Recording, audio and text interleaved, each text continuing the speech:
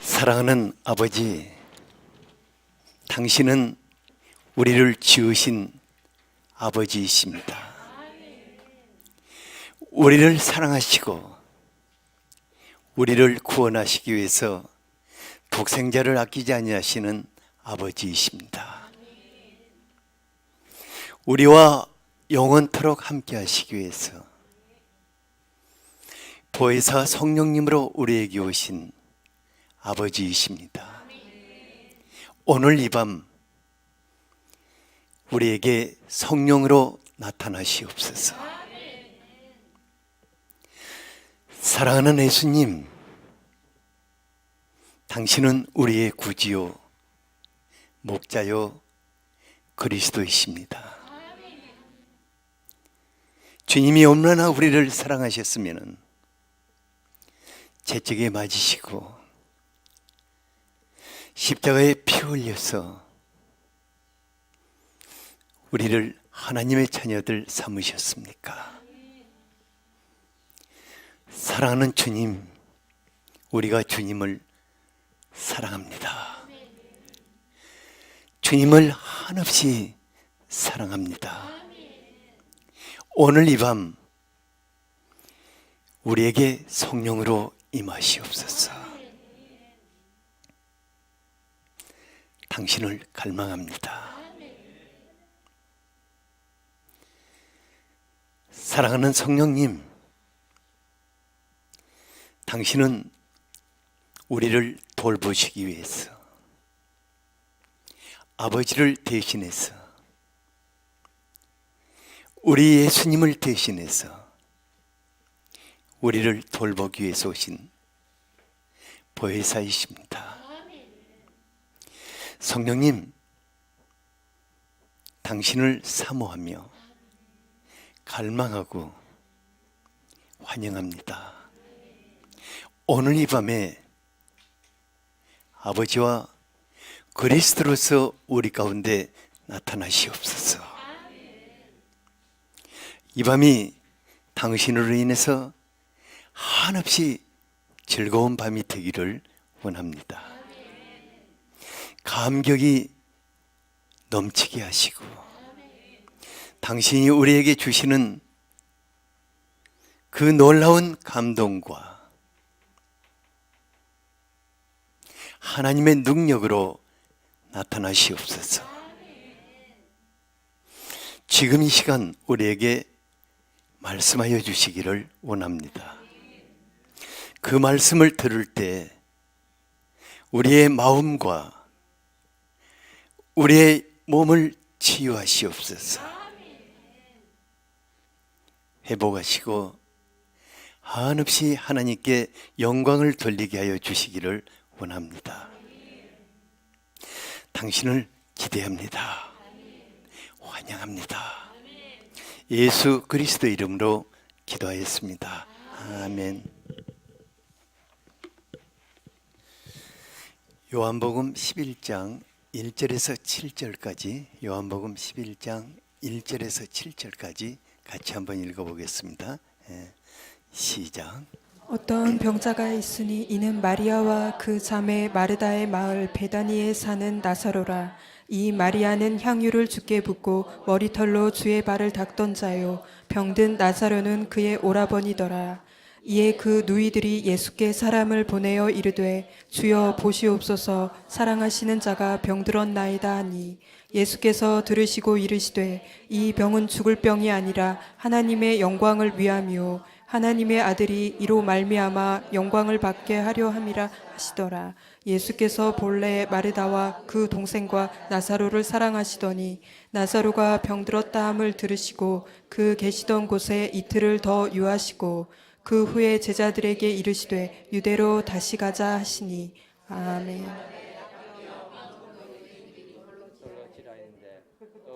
네, 거기까지는 읽을 필요 없어요. 돌맞을 이유는 없거든요.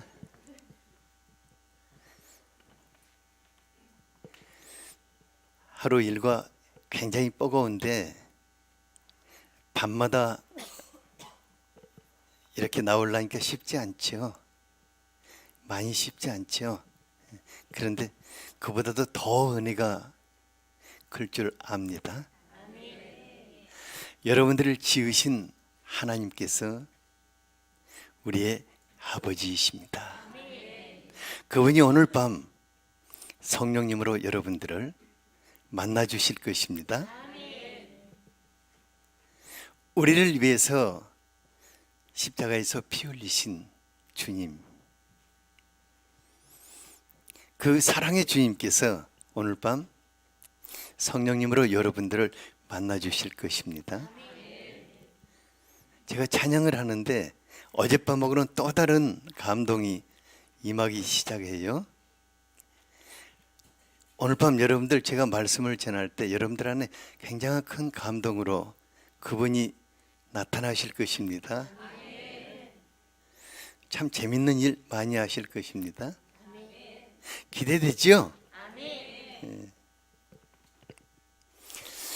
치유와 회복의 하나님, 그분이 우리의 아버지이시기 때문에 우리를 치유하시기를 기뻐하신다. 건강하게 살기를 원하십니다. 치유는 이제 의사와 병원을 통해서 하는 치유도 있고, 하나님께서 자연을 통해서 식사나 생활 습관을 또 바꿔가면서 치유하시는 경우도 많습니다. 이런 것들 존중해야 합니다. 존중해야 합니다. 그런데 하나님의 치유와 회복은 조금 더 다른 것입니다. 모든 질병은 마음과 생활 습관과 환경을 통해서 옵니다. 모든 질병이 어디서 온다고요? 여기야 여러분들이 있고,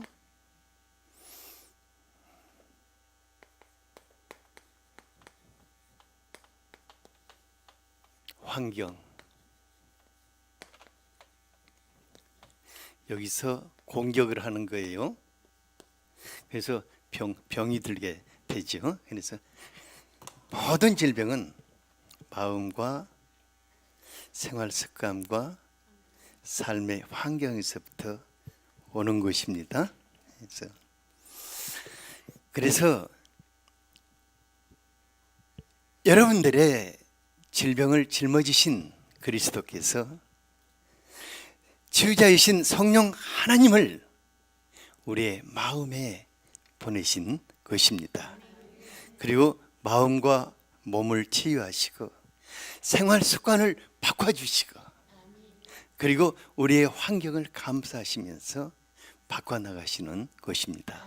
이렇게 하시는 것은 우리를 치유하실 뿐만 아니라 매우 건강하고 행복한 삶을 살게 하시기 위함입니다.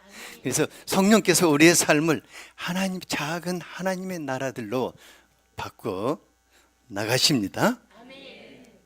그래서 이것을 건강의 계명으로 삼기를 바랍니다. 그래서 모든 질병은 어디서 온다? 마음과 삶의 습관과 환경에서 오는데, 성령 하나님 우리에게 임하심으로 먼저 마음을 치유하시고 또 몸을 치유하시면서 삶의 습관을 바꾸시고, 그리고 나서 환경까지 완전히 바꿔놓으십니다. 이것을 회복이라고 말하고 있습니다. 에스겔서 37장 14절을 같이 한번 읽어보겠습니다. 시작. 내가 또 내 영을 너희 속에 두어 너희가 살아나게 하고 내가 또 너희를 너희 고국 땅에 두리니 나 여호와가 이 일을 말하고 이룬 줄을 너희가 알리라. 여호와의 말씀이니라. 하나님께 범죄해서 바벨론으로 포로로 잡혀간 이스라엘 백성들이 모든 것이 병들어서 어제 거반 이제 죽어간다고 그랬잖아요. 그런데 하나님 그들 속에 내 영을 보내시겠다. 한 사람 한 사람에게 내 영을 보내셔서 마음을 치유하시고 살려내시고, 그리고 그들을 고국으로 이끌어 들이셔서 새로운 삶을 회복시키신다고 말씀하십니다. 바로 여기에 치유와 회복이 나타나 있습니다. 하나님께서 하나님을 대신해서 성령님을 우리의 마음의 보혜사로 보내셨습니다. 그리고 마음과 육체를 살려내십니다. 삶을 바꾸십니다. 환경도 바꿔주십니다. 그래서 보혜사 성령님은 우리의 건강 돌보미로, 누구로? 모든 것의 돌보미로 오셨다고 그랬잖아요. 그러니까 무슨 돌보미도 되신다? 건강. 어떻게 하나님한테 그 불경지 아니냐고. 아니에요. 성경이 그렇게 말하고 있어요. 성령님이 여러분들의 건강 돌보미로 여러분들 안으로, 여러분들 몸 안으로, 여러분들의 삶 속으로 들어오신 것입니다. 그래서 그분이 전인 치유자가 되어주십니다. 그런데 문제는 그분이 거하셔야 할, 정말 치료를 잘하는 닥터를 병원장으로 모셨다면 그 병원에 뭘 마련해 드려야겠어요? 병원장실을 마련해 드려야겠지요. 그런데 그분이 우리 안에 거하실 처소를 마련해 드려야 합니다. 그래서 가장 먼저 병든 마음과 몸과 삶과 주변을 치유하시기 위해서는 치유자가 우리 안에 들어오셔서 우리의 마음이 그분의 성소가 되고 지성소가 되어야 하는 것입니다. 그러니까 성령님이 계시는 지성소가 되면은 그때부터 놀라운 기적을 보게 될 것입니다. 요한계시록 22장 1절을 같이 한번 읽어보죠. 시작. 또 그가 수정같이 맑은 생명수의 강을 내게 보이니 하나님과 및 어린 양의 보좌로부터 나와서.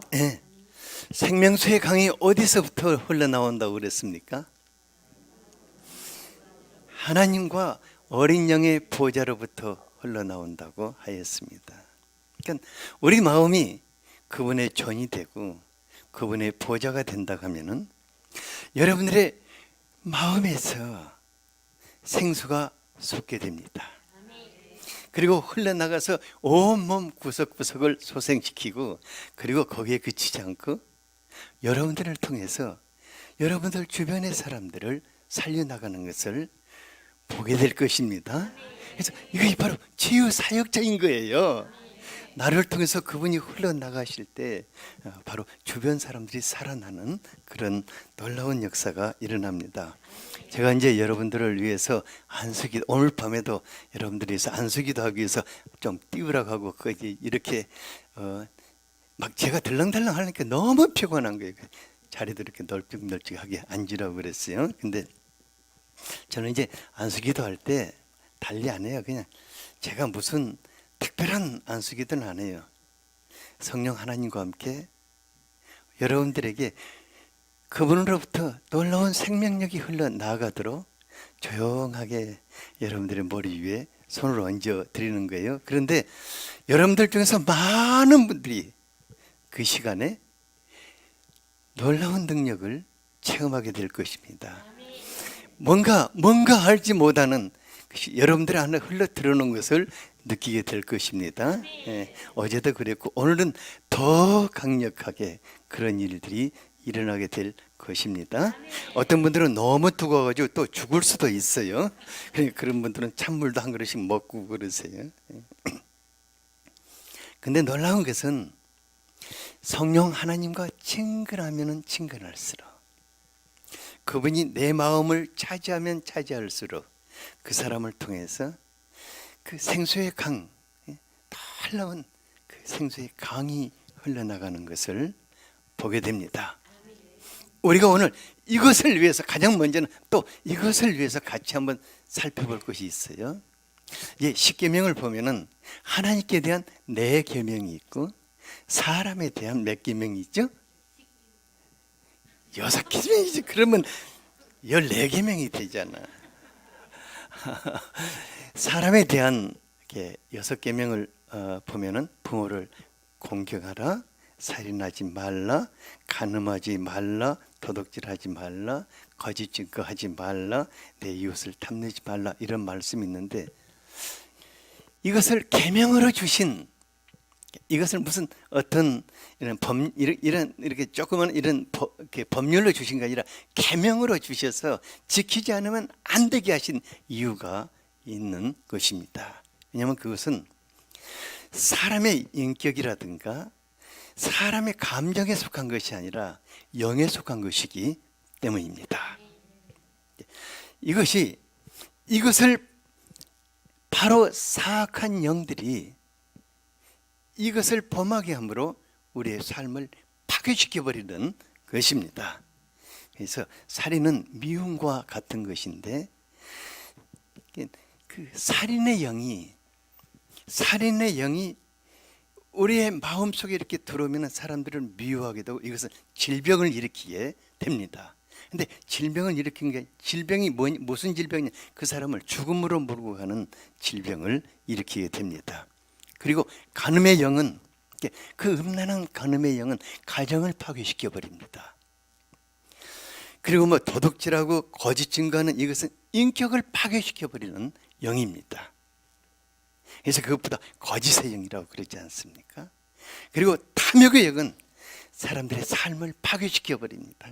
사람들이 삶을 막 탐욕을 쫓아가다 보면 어느 순간 삶이 완전히 폭탄 맞아 버리죠. 요즘 폭탄 맞았어.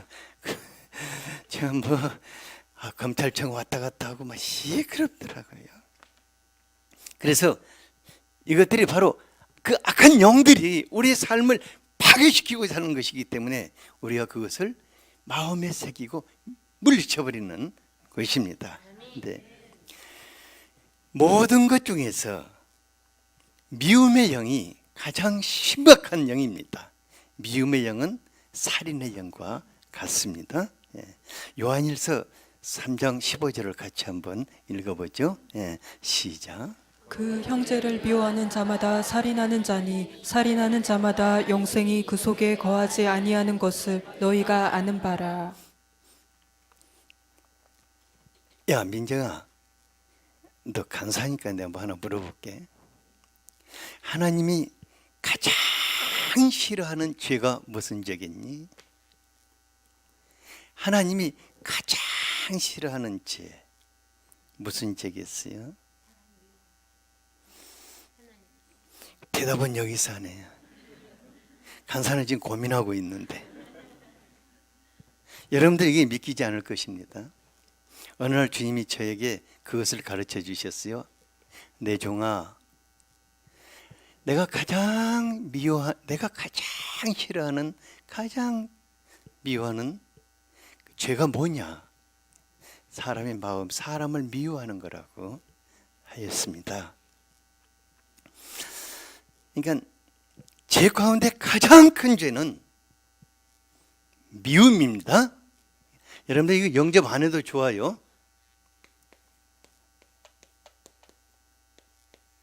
가장 큰 죄. 옆 사람에게 미움이 가장 큰 죄랍니다. 미움은 하나님과 사람을 차단할 뿐만 아니라 증오와 저주로 변화해서 내 마음이 그 사람을 살해하기 시작합니다. 그리고 미움은 사람들이 다 죄로 여기지 않게 가면을 쓰고 있어요.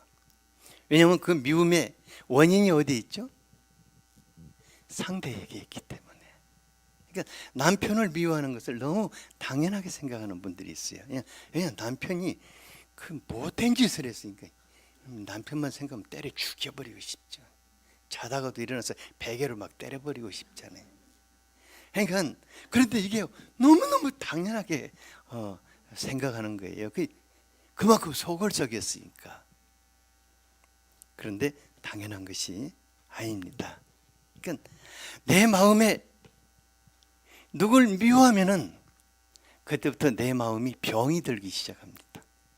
그리고 그 마음의 병이 우리 육체를 침범하고 나중에 뼛속 깊이 병이 들기 시작합니다. 그러니까 오늘 밤에 여러분들이 지금부터 내가 지금 한번 머리를 막 굴려보세요. 내 마음속에 누구를 미워하고 있는가?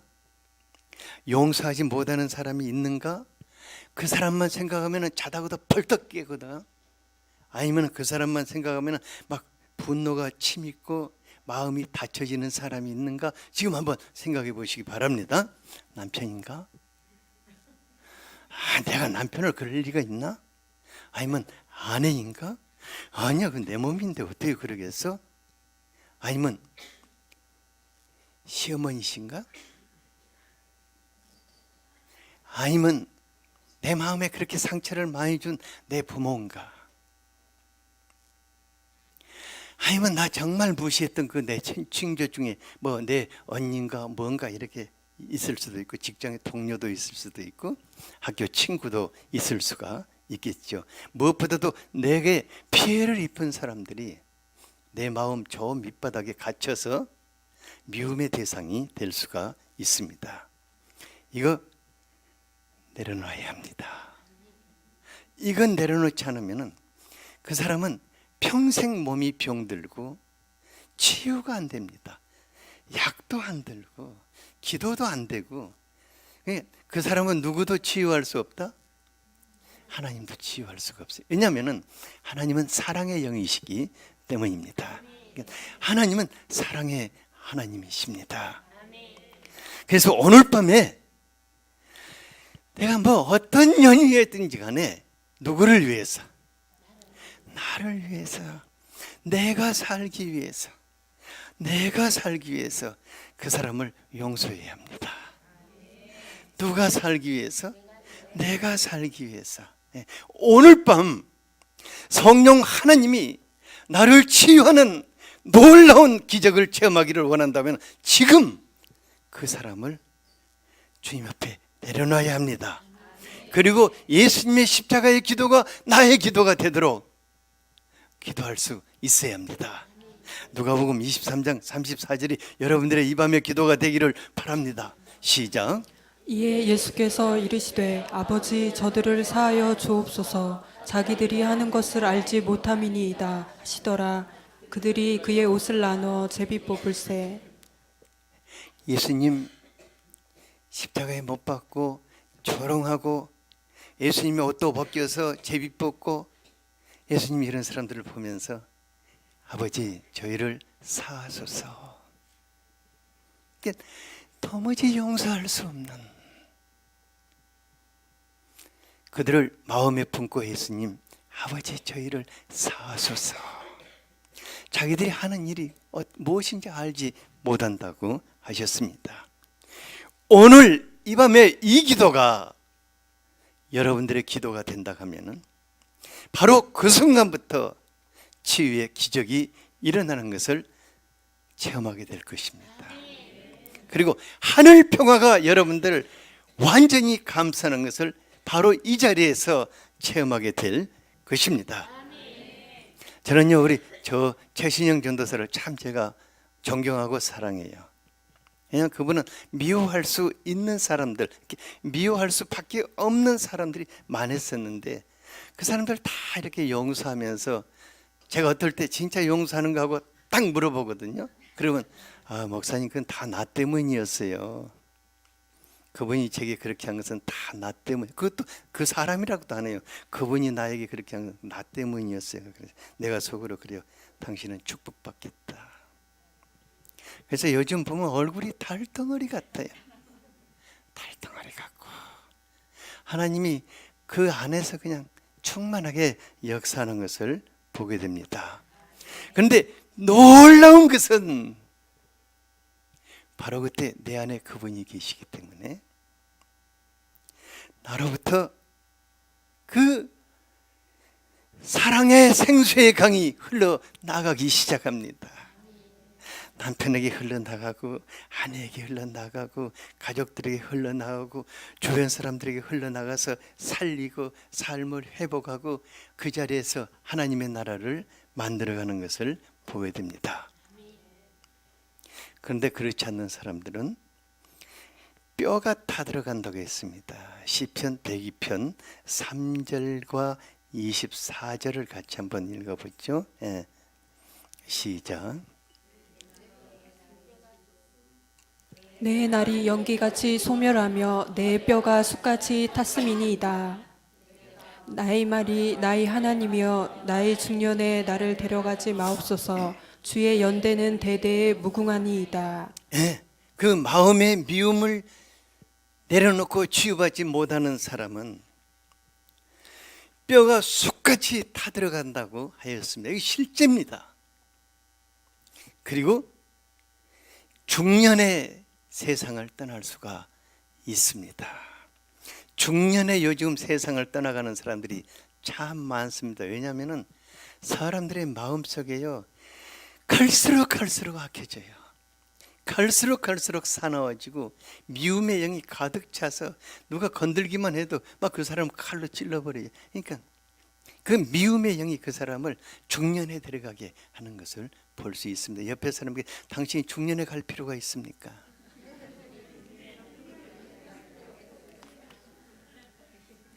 더 살지는 못하지만은 평균 나이는 100세까지는 살아야겠지 않습니까? 그것도 한번 얘기해 주세요. 제가 여러분들에게 120세까지 살라는 말은 안 해요. 더 살지는 못하지만은 평균 나이 100세까지는 사시기 바랍니다. 그것도 건강하게 하나님의 축복 속에서 풍요롭게 살 수 있게 되기를 바랍니다. 주님 그런 일을 하실 것입니다. 그래서 오늘 밤 다른 것은 다 몰라도 이거 하나를, 하나님이 가장 싫어하시는 이거 하나를 우리가 밀어내버릴 수 있기를 바랍니다. 치유의 기적은 미움을 해오게 하는 데서부터 시작됩니다. 다 같이 시작.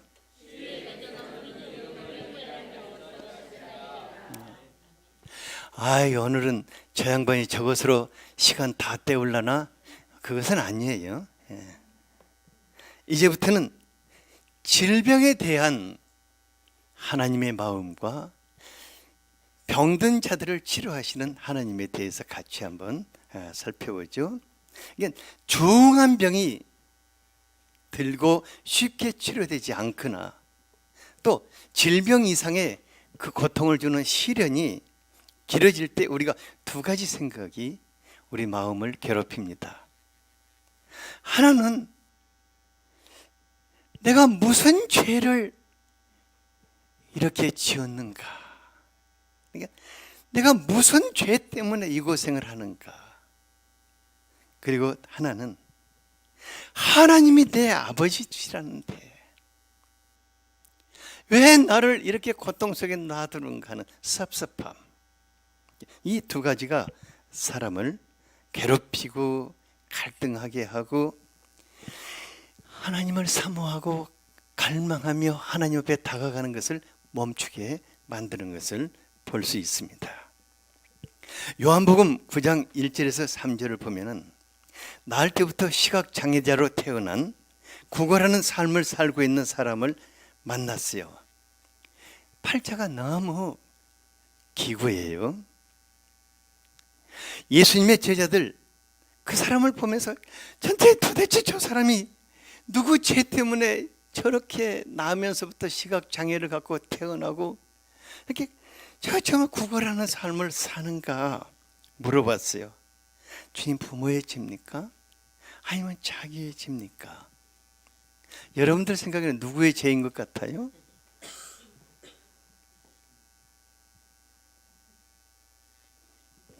요한복음 9장 3절에 예수님이 뭐라고 하셨는가 같이 한번 읽어보죠. 시작. 예수께서 대답하시되 이 사람이나 그 부모의 죄로 인한 것이 아니라 그에게서 하나님이 하시는 일을 나타내고자 하심이라. 놀라운 것은 하나님이 그 사람의 병든 것을 통해서 하실 일이 많다는 것입니다.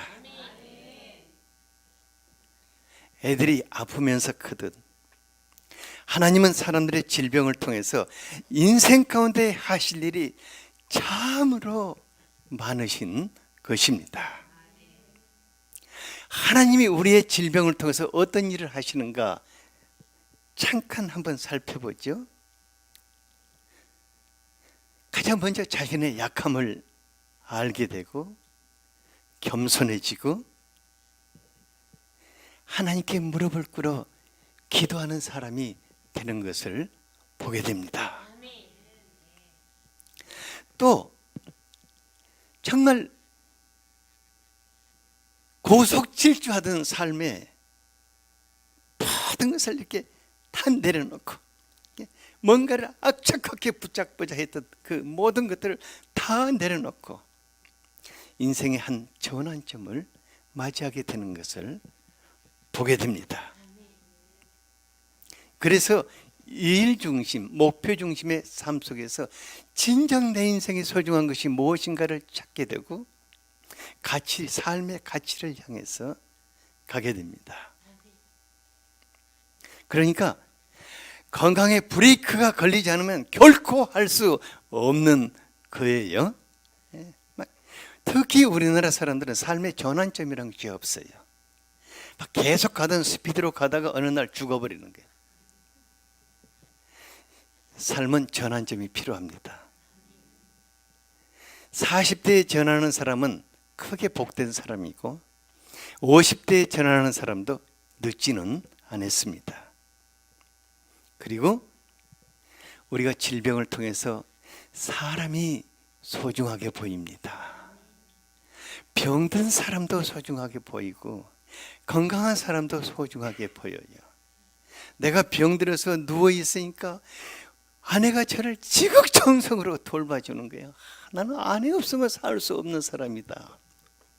또 내가 병들어 있으니까 아내는 저 양반이 죽으면 나는 과부인데 하고 지극정성으로 돌보는 게 사람이 너무너무 소중하게 보이는 거예요. 그러니까 가족도 소중하고 주변에 있는 사람들도 소중하고 그래서 전부 새로운 관계가 형성되는 것을 보게 됩니다. 그리고 무엇보다도 치유 과정을 통해서 하나님의 사랑을 느끼게 되고 더 친밀해집니다. 그래서 이제 그 후로는 다른 사람의 고통이 느껴져요. 내가 건강할 때는 다른 사람의 고통이 전혀 느껴지지 않는데 내가 질병으로 고통하면 다른 사람의 고통이 느껴져서 기도하게 되고 하나님은 그를 통해서 치유 사역을 하게 되는 것을 보게 됩니다. 그런데 우리 하나님 언제까지나 병 속에 가둬주면서 그런 것을 또 주시지만큼은 않으셔요. 하나님은 누구십니까? 우리 아버지이십니다. 우리 안에 계시는 성령 하나님은 우리의 누구라고 그랬죠? 예, 건강 돌보미로 우리를 돌보시는 분이십니다. 그래서 하나님이 많은 일을 마치는 순간에 우리는 알지도 못하는 사이에 우리 병이 없어져 버려요. 신기할 정도로 없어져 버려요. 내가 언제 아팠지? 없어져 버려요. 그래서 소경 보니까 그 시각장애로 인해서 예수님을 만나게 됐고 눈을 뜨는 과정에서 예수님을 얻게 됐고 그리고 예수의 사람으로 살게 되는 것을 봅니다. 당장 치유에 매달리지 말기를 바랍니다. 치유에 매달리면은 하나님이 그것을 통해서 나에게 하실 일을 놓쳐버립니다. 그리고 치유되지도 않아요. 또 한 가지 섭섭한 문제. 왜 이렇게 아버지가 나를 치유하시지 않나 이 섭섭함. 요한복음 11장 1절에서 5절을 보면은 예수님의 사랑하는 친구 나사로가 죽을 병에 들렸어요. 그러니까 나사로와 마르다와 마리아는 예수님도 그들을 사랑했고 그들도 예수님을 사랑한 가족들이었습니다. 그러니까 오라비가 병들었습니다 하니까 예수님 막 금방 달려와서 치료해 주실 줄 알았는데 예수님 죽을 때까지 안 가셨어요. 그러니까 얼마나 섭섭하고 얼마나 원망이 가득 차가지고 예수님이 거기 오자마자 그냥 막 원망을 막 쏟아넣거든요. 당신이 빨리 왔으면 우리 오래비가 안 죽었을 텐데. 마리아는 가지도 않았어요. 예수님 꼴도 보기 싫다고, 이제 당신하고 나하고는 끝이다고 이렇게. 그런데 우리 예수님 나사로의 죽음을 어떤 시각으로 보셨습니까? 4절을 같이 한번 읽어보죠. 네. 시작. 예수께서 들으시고 이르시되 이 병은 죽을 병이 아니라 하나님의 영광을 위하며 하나님의 아들이 이로 말미암아 영광을 받게 하려 함이라 하시더라. 네, 이건 너무 놀라운 것은 나사로의 그 가족들을 하나님의 영광의 세계로 이끌고 들어가시겠다는 것입니다. 그러니까 그 죽을 병을 통해서, 나사로의 죽을 병을 통해서 나사로와 마르다와 마리아를 하나님의 영광의 세계로 끌고 들어가시겠다는 겁니다. 너무너무 놀라운 일입니다. 그러니까 나사로의 죽을 병을 통해서, 그러니까 그들이 지금까지 예수님을 사랑하고 또 예수님을 섬겼지만은 진짜로의 예수님이 누구신지를 몰랐어요. 믿음이 있었지만은 그 믿음이 지식적인 것에 불과했어요. 그러니까 인간적으로 의지하고 인간적으로 친밀하게 지나고, 또 마리아는 예수님께 성경을 공부하고 마르다는 예수님께 음식을 대접하고 했지만은 진짜 자기들 옆에 계시는 그분이 누구신가를 모른 거예요. 근데 예수님은 그들이 예수님이 누구이신가를 알기를 원했습니다. 예수님이 누구이신가를 알게 될 때부터 우리의 세계는 바뀌게 됩니다. 우리의 삶이 바뀌게 되는 것입니다. 그러니까 나사로가 죽었기 때문에 예수님이 나사로를 살리시는 과정 속에서 그들이 누구를 알게 됐습니까? 예수님이 부활과 생명의 주님이시라는 것을 알게 되었습니다. 그러니까 그들의 신앙 세계가 지식의 세계에서 살아계시는 하나님의 세계로 옮겨진 거예요. 이것은 하늘과 땅의 차이입니다. 그래서 그 후로부터는 그들은 조금 병든 것에 대해서는 별로 개의치 않았어요. 그리고 또 죽어도 별로 개의치 않았어요. 왜냐하면 주님이 원하시면 살리고 싫으면 데려가실 것이다. 그러니까 죽음을 통과해서 그분을 체험하고 살아나는 사람들에게는 크고 작은 질병이 의미가 있다 없다? 별로 없어요. 별로 매이지도 않아요. 그냥 그런가 보다. 이제 저의 경우 여기 있다.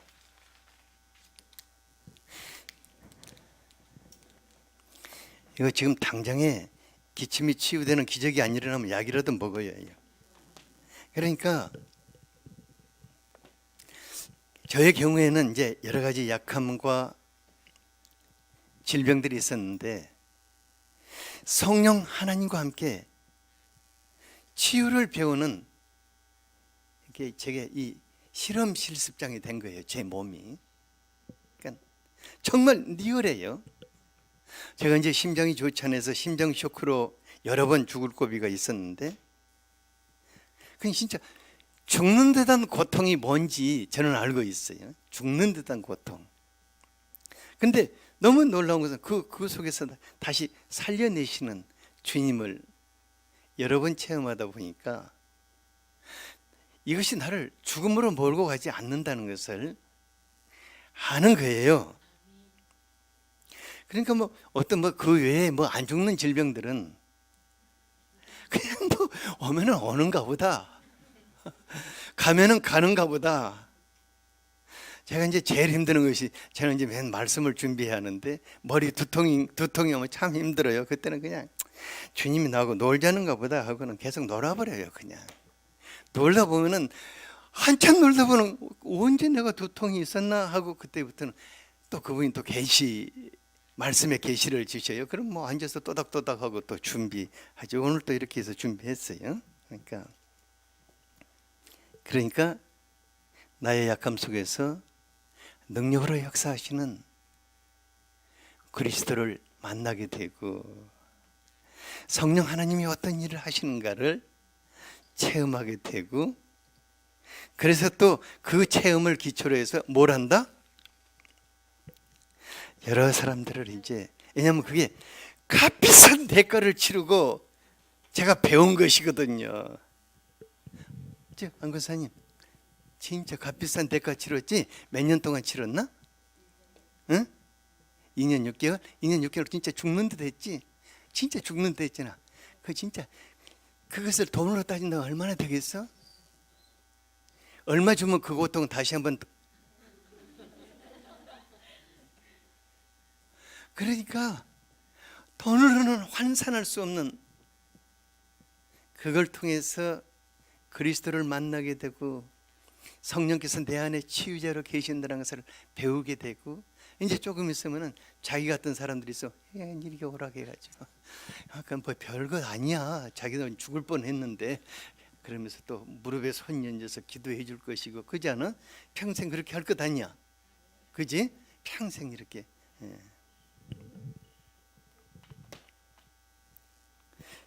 그러니까 이제 또 지난 겨울에도, 이제 이번 겨울에도 제가 정말 고생을 많이 했었는데, 그 고생 속에서 무슨 제가 생각을 하고 있었냐면은, 이번 오순절 때는 한번 오순절 특별 집회를 해야겠다는 생각을 했어요. 꿈도 못 끼는 생각을 한 거야. 제가 그 얘기하니까 우리 집사람이 뭐라고 한 줄 알아요? 여보, 당신이 이제 유언적인 메시지 남기고 가시려고 그럽니까? 그런데 그렇게 하지 않아요. 왜냐하면 내 안에 그분이 또 다른 세계를 열어가기 위해서 죽는 듯한 고통을 통과시켰기 때문입니다. 그래서 질병으로 고통하는 분들은 엄청난 수업료를 지불한 것입니다. 옆 사람에게 당신이 지불한 수업료만큼 놀라운 일을 행하시기를 바랍니다. 거듭거듭 강조하지만은 질병 치유에 목매달지 말기를 바랍니다. 왜냐하면 자칫 그 속으로 휘말려 들어가 버립니다. 그것이 블랙홀이 되어버립니다. 자기의 질병이 블랙홀이 되어서 내 삶 전체를 그 속으로 끌고 들어가 버립니다. 그리고 하나님도 잃어버릴 수가 있습니다. 질병이 고통스러운 것은 사실이지만은 치유자가 내 안에 계십니다. 내 건강 돌보미가 내 안에 계시고 내 치유자가 내 안에 계십니다.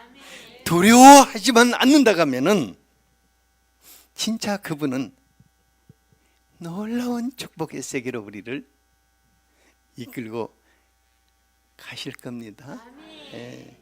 어떤 분은요, 불과 얼마 전만 해도 정말 살 수 있을까 했는데 지금은 팔팔하게 살았고 돌아다니면서 이제 전혀 다른 세계를 체험하는 분도 있어요.